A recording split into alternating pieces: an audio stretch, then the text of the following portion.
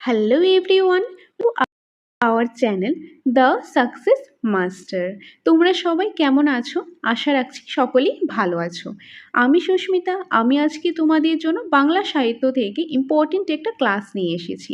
ট্যাট টুর প্রথমেই যে বাংলা সাহিত্য যে টপিকটা রয়েছে সেটা হলো বিদ্যাপতি। সেই বিদ্যাপতি থেকে আজকে ক্লাস নিয়ে এসেছি বাংলা সাহিত্যের ট্যাট টু এর ফার্স্ট ক্লাস।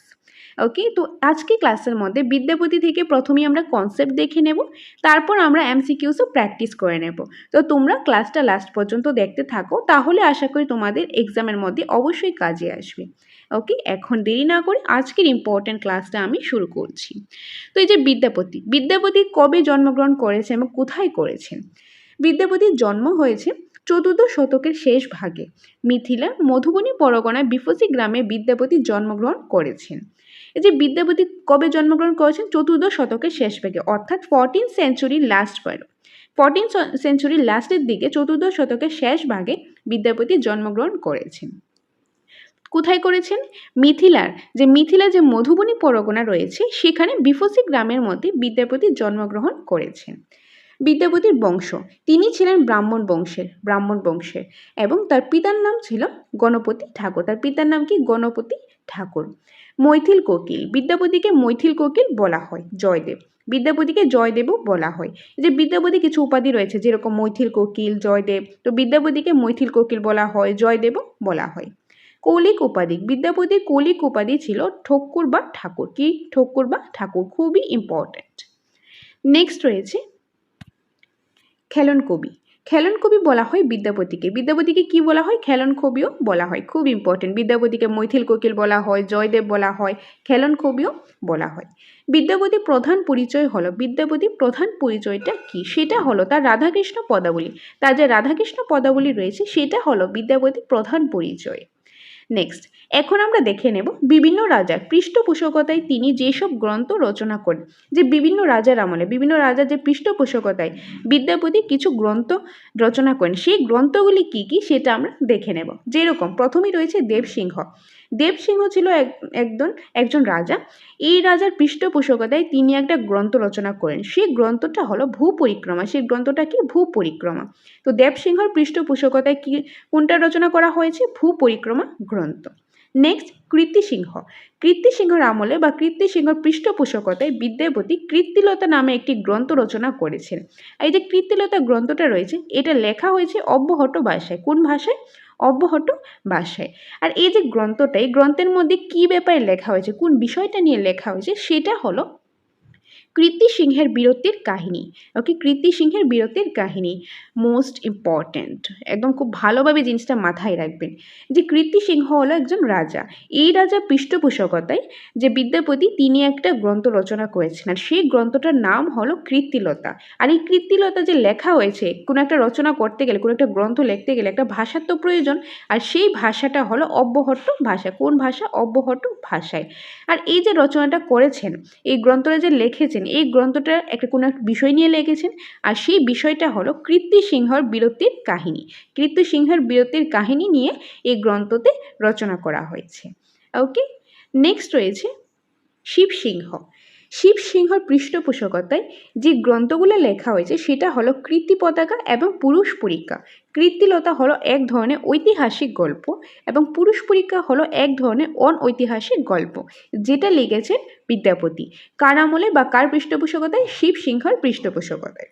নেক্সট, পদ্মসিংহ ও বিশ্বাস দেবীর পৃষ্ঠপোষকতায় যে গ্রন্থ রচনা করেছেন বিদ্যাপতি, সেই গ্রন্থগুলি হলো শৈব সর্বস্ব হার ও মঙ্গা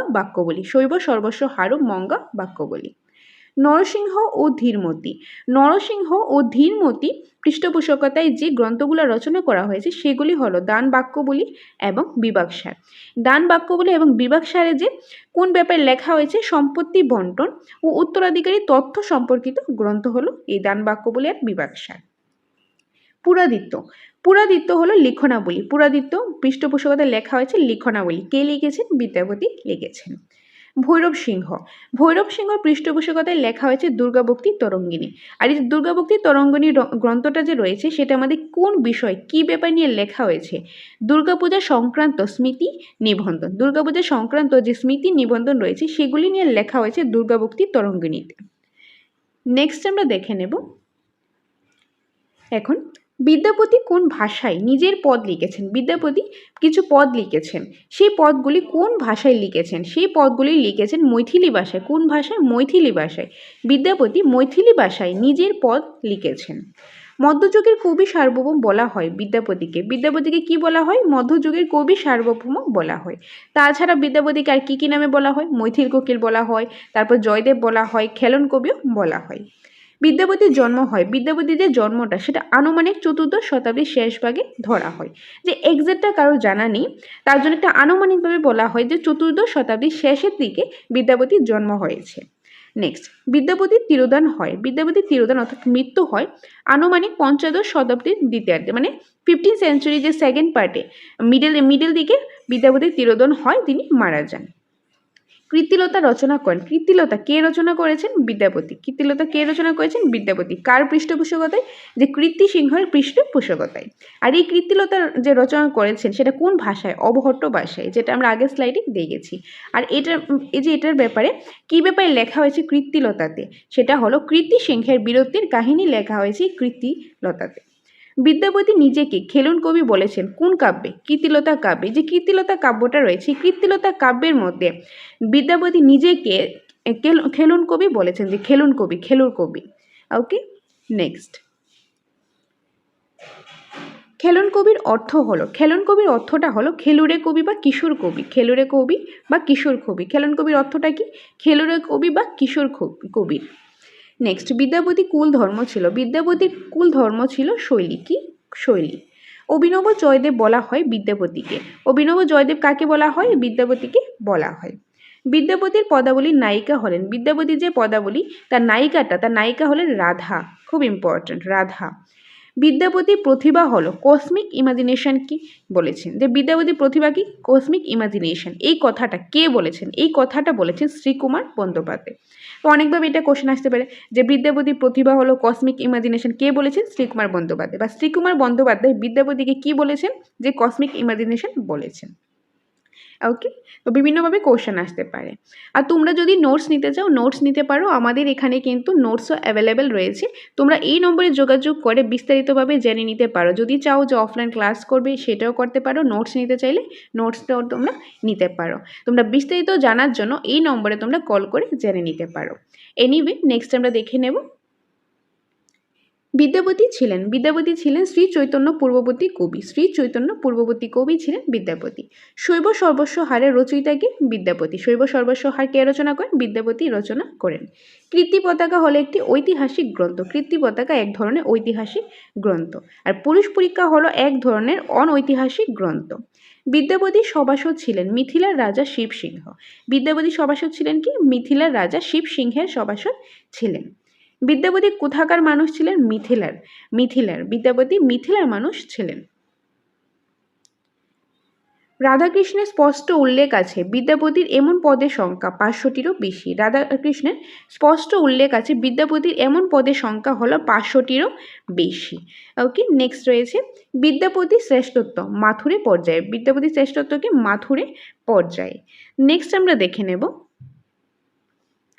এখন আমরা এমসিকিউস দেখে নেব। আমরা কনসেপ্ট দেখে নিলাম, এখন এমসিকিউস দেখে নেব। এমসিকিউস প্র্যাকটিস করে নেব। যেগুলো আমরা কনসেপ্টে দেখলাম এগুলি তো আমরা প্র্যাকটিস করবই, তাছাড়াও কিন্তু আমরা অনেক কিছু ইনফরমেশন এমসিকিউর মাধ্যমে আমরা পেয়ে যাব।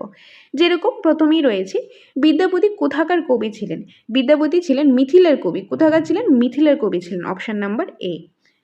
নেক্সট হলো 2 নম্বর, বিদ্যাপতি কোন ভাষায় নিজের পদ লিখেছেন? বিদ্যাপতি মৈথিলি ভাষায় নিজের পদ লিখেছেন, যেটা আমরা কনসেপ্টে অলরেডি দেখেছি। নেক্সট রয়েছে 3 নম্বর, মধ্যযুগে কবি সার্বভৌম বলা হয়। মধ্যযুগে কবি সার্বভৌম কাকে বলা হয়? মধ্যযুগে কবি সার্বভৌম বলা হয় বিদ্যাপতিকে।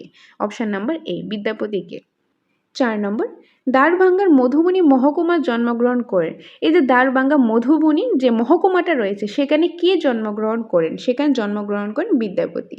এই যে দ্বারভাঙ্গাটা রয়েছে এটা কোথায়? এটা হলো মধুবনী মহকুমায়, যারা মিথিলার যে দ্বারভাঙ্গা মধুবনী পরগনায় বিফসি গ্রামে বিদ্যাপতি জন্মগ্রহণ করেন। সো অপশান নাম্বার এ হবে এটা কারেক্ট আনসার। নেক্সট হলো 5 নম্বর, বিদ্যাপতি জন্মগ্রহণ করেন কোন বংশে? শূদ্র, তারপরে হচ্ছে ক্ষত্রিয়, বৈশ্য নাকি ব্রাহ্মণ? ব্রাহ্মণ বংশে। আমরা কনসেপ্টই দেখেছিলাম বিদ্যাপতি জন্মগ্রহণ করেন ব্রাহ্মণ বংশে। কোন সময় বিদ্যাপতির জন্ম হয়? বিদ্যাপতির জন্ম হয় চতুর্দশ শতাব্দীর শেষ ভাগে, চতুর্দশ শতাব্দীর শেষ ভাগে, 14th সেঞ্চুরি লাস্টের দিকে। 7 নম্বরে রয়েছে কোন সময় বিদ্যাপতির তিরোধান হয়? কোন সময় তিরোধান হয়? পঞ্চদশ শতাব্দীর দ্বিতীয়ার্ধে, পঞ্চদশ শতাব্দীর দ্বিতীয়ার্ধে। ওকে, স্পেলিংটা একটু মিস্টেক হয়েছে, কিন্তু ধ হবে। সো অপশন নাম্বার ডি হবে এটা কারেক্ট আনসার। 8 নম্বরে হবে কৃতিলতার রচয়িতা কে? কৃতিলতার রচয়িতা হলো বিদ্যাপতি। কে? Vidyapati. Option number A Vidyapati. কৃতিলতাতে কার কাহিনী বর্ণিত হয়েছে? যে কৃতিলতা গ্রন্থটা যেটা বিদ্যাপতি লিখেছেন, রচনা করেছেন, সেটাতে কার কাহিনী লেখা হয়েছে? সেখানে লেখা হয়েছে মিথিলার রাজা যে কীর্তিসিংহ, কীর্তিসিংহের বীরত্বের কাহিনীটাই লেখা হয়েছে কৃতিলতাতে অব্যাহত ভাষায়। অপশন নাম্বার এ হবে এটা কারেক্ট আনসার। নেক্সট রয়েছে 10 নম্বর, কৃতিলতা কাব্যে কবি নিজেকে কি বলেছেন? কবি নিজেকে খেলন কবি বলেছেন। অপশন নাম্বার এ খেলন কবি বলেছেন। খেলন কবি হলো কিশোর কবি বা খেলুড়ে কবি। নেক্সট 11 নম্বর, খেলন কবির অর্থ কি? এখনই আমি বলেছি খেলুড়ে কবি বা কিশোর কবি হলো খেলন কবির অর্থ। অপশন নাম্বার এ। 12 নম্বর, ভূপরিক্রমা গ্রন্থটি বিদ্যাপতি কার আদেশে রচনা করেন? ভূপরিক্রমা যে গ্রন্থটি রয়েছে বিদ্যাপতি কার আদেশে সেটা রচনা করেন? তো এখানে কারেক্ট আনসার কি হবে? কারেক্ট আনসার হবে রাজা দেবীসিংহ বা রাজা দেবসিংহ। অপশন নাম্বার বি, রাজা দেবসিংহ বা দেবীসিংহ। নেক্সট রয়েছে 13 নম্বর, নিচের কোনটি বিদ্যাপতির রচনা? এখানে বিদ্যাপতির রচনা কোনটা? পুরুষ পরীক্ষা, এটা বিদ্যাপতি রচনা করেছেন। কৃতি পতাকাও বিদ্যাপতি রচনা করেছেন। লিখনাবলীও বিদ্যাপতি রচনা করেছেন, অর্থাৎ উপরে সবগুলি। অপশন নাম্বার ডি, উপরে সবগুলি হলো বিদ্যাপতি রচনা। পুরুষ পরীক্ষা, কৃতি পতাকা, তারপরে যে রয়েছে লিখনাবলী, সবগুলি কে রচনা করেছেন? বিদ্যাপতি করেছেন। 14, নিচে কোনটি বিদ্যাপতির রচনা? শৈব সর্বসহায়া, গঙ্গা বাক্যবলী, বিভাগসারী, সবগুলি কি? সবগুলি তো হলো বিদ্যাপতির রচনা, উপরে সবগুলি। Option number D. 15, নিচের কোনটি বিদ্যাপতির? দান বাক্যবলী, ভূপরিক্রমা, দুর্গাভক্তি তরঙ্গিনী, অর্থাৎ উপরে সবগুলি হলো বিদ্যাপতির রচনা। Option number D. 16, বাংলা এবং মৈথিলি মিশ্র ভাষার নাম কি? যে বাংলা আর মৈথিলি এই দুইটা মিশ্র একটা ভাষা রয়েছে, সেটার নাম কি? অথবা মথুরা বৃন্দাবনের ভাষার নাম কি? সেটা হলো ব্রজবুলি। বাংলা আর মৈথিলি ভাষা মিক্সড হয়ে যেটা হয় সেটা হলো ব্রজবুলি, বা যে মথুরা বৃন্দাবনের যে ভাষা রয়েছে সেই ভাষাটার নামও হলো ব্রজবুলি। তো দুইটা কোশ্চেন আনসার কিন্তু এখানে সেমই হবে। Option number E Brajabuli. 17, Vidyapati কোথায় সর্বসার্বভৌম বলে পরিচিত? যে পশ্চিম ভারতে, উত্তর ভারতে, নাকি পূর্ব ভারতে, নাকি এগুলি কোনোটি নয়? তো এখানে কারেক্ট আনসারটা হবে পূর্ব ভারতে। পূর্ব ভারতে বিদ্যাপতি পূর্ব ভারতে এই যে কবি সার্বভৌম বলে পরিচিত। অপশন নাম্বার সি, ওকে, এটা হবে কবি সার্বভৌম। নেক্সট 18 নম্বর, বিদ্যাপতির প্রধান পরিচয় কিসের জন্য? অথবা বিদ্যাপতি কেন বিখ্যাত হয়েছিলেন? রাধাকৃষ্ণ পদাবলীর জন্য। রাধাকৃষ্ণ পদাবলীর জন্য তার যে প্রধান পরিচয় ছিল রাধাকৃষ্ণ পদাবলী, বা তিনি রাধাকৃষ্ণ যে পদাবলী ছিলেন সেটার জন্যই তিনি বিখ্যাত হয়েছিলেন। অপশন নাম্বার এ হবে এটা কারেক্ট আনসার। নেক্সট হলো 18 নম্বর, বিদ্যাপতির কুল ধর্মে কি ছিল? বিদ্যাপতির কুল ধর্মটা ছিল কি? শৈব। অপশন নাম্বার এ শৈব।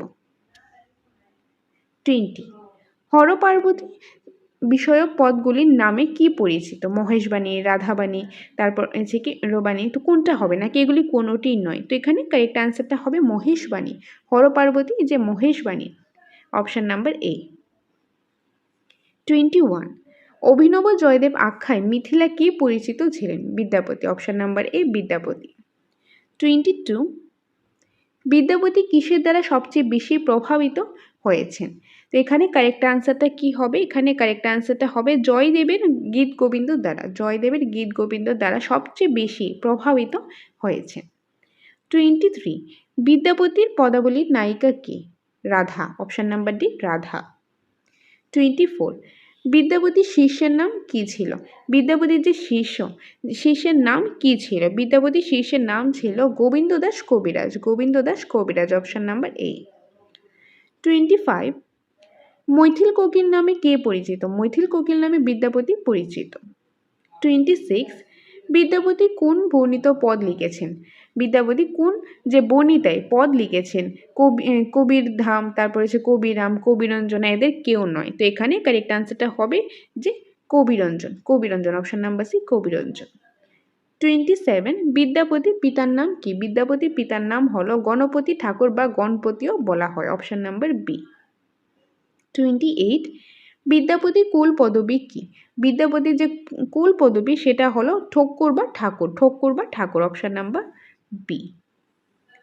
29 বিদ্যাপতি ছিল একজন মৈথিলি কবি। বিদ্যাপতি কি? বিদ্যাপতি ছিল একজন মৈথিলি কবি। 30 কে বিদ্যাপতিকে বিফসি গ্রামে প্রদান করেন? যে কে বিদ্যাপতিকে বিফসি গ্রাম প্রদান করেন? বিফসি গ্রাম বিদ্যাপতিকে কে প্রদান করেন? কারেক্ট আনসার কি হবে? রাজা শিবসিংহ, অপশন নাম্বার সি রাজা শিবসিংহ। 31 গোরক্ষ বিজয় নাটকের রচয়িতা কে? গোরক্ষ যে বিজয় যে নাটকটা রয়েছে সেটা কে রচনা করেন? সেটা রচনা করেন বিদ্যাপতি। তো বিদ্যাপতি আরেকটা নাটক রচনা করেন যে নাটকটার নাম হলো গোরক্ষ বিজয় নাটক। গোরক্ষ বিজয় হলো এক ধরনের নাটক, যেই নাটকটার রচয়িতা হলেন বিদ্যাপতি, অপশন নাম্বার এ হবে এটা কারেক্ট আনসার। তো এটা আমরা আরেকটা ইম্পর্টেন্ট দেখে নিলাম। নেক্সট আমরা দেখব 32 নম্বর। বিদ্যাপতি কবিতা ছন্দোগীত অলঙ্কারময় ও চিত্রবহুল, এই কথাটা কে বলেছেন? সুকুমার সেন, অধ্যাপক শঙ্করী প্রসাদ, শ্রীকুমার বন্দ্যোপাধ্যায় নাকি রবীন্দ্রনাথ ঠাকুর? তো এখানে কারেক্ট আনসারটা হবে সুকুমার সেন। সুকুমার সেন এই কথাটা বলেছেন, অপশন নাম্বার এ। 33 কে বিদ্যাপতিকে বলেছেন মনোধর্মী কবি? বিদ্যাপতিকে মনোধর্মী কবি কে বলেছেন? মনোধর্মী কবি বলেছেন অধ্যাপক শঙ্করী প্রসাদ। অধ্যাপক শঙ্করী প্রসাদ বিদ্যাপতিকে মনোধর্মী কবি বলেছেন। সো এখানে হবে অপশন নাম্বার বি। 34 কে বলেছেন বিদ্যাপতি হলেন কবি সার্বভৌম? যে কবি বিদ্যাপতি হলেন কবি সার্বভৌম, এই যে কথাটা, এই কথাটা কে বলেছেন? এই কথাটা বলেছেন অধ্যাপক শঙ্করী প্রসাদ, অপশন নাম্বার বি অধ্যাপক শঙ্করী প্রসাদ। 35 কে বলেছেন বিদ্যাপতি হলো কসমিক ইমাজিনেশন? শ্রীকুমার বন্দ্যোপাধ্যায় এই কথাটা বলেছেন, অপশন নাম্বার সি। 36 বিদ্যাপতির রাধা নবীনা নবস্ফুট, এই কথাটা কে বলেছেন? এই কথাটা বলেছেন Rabindranath Tagore, option number D Rabindranath Tagore. 37 Vidyapati ছিলেন চৈতন্যের পূর্ববর্তী কবি। চৈতন্যের পূর্ববর্তী কবি ছিলেন Vidyapati, option number A. 38 Vidyapati পদাবলী ভাষার নাম কি? বিদ্যাপতির যে পদাবলীটা রয়েছে সেই ভাষার নাম কি? সেই ভাষার নাম হলো ব্রজবুলি ভাষা, অপশন নাম্বার ডি ব্রজবুলি ভাষা। 39 শৈব সর্বস্ব হারের রচয়িতা কে? শৈব সর্বস্ব হারের যে রচয়িতা, সেই রচয়িতা কি? সেই রচয়িতা হলো Vidyapati, option number A Vidyapati. 40 কে বিদ্যাপতিকে প্রথমে মিথিলা লোক বলে প্রমাণ করেন বা বিদ্যাপতি হলেন একজন মৈথিলি কবি, এই কথাটা প্রথম কে বলেছেন? তো এখানে কারেক্ট আনসারটা হবে 19 শতাব্দীতে রাজকৃষ্ণ মুখোপাধ্যায়।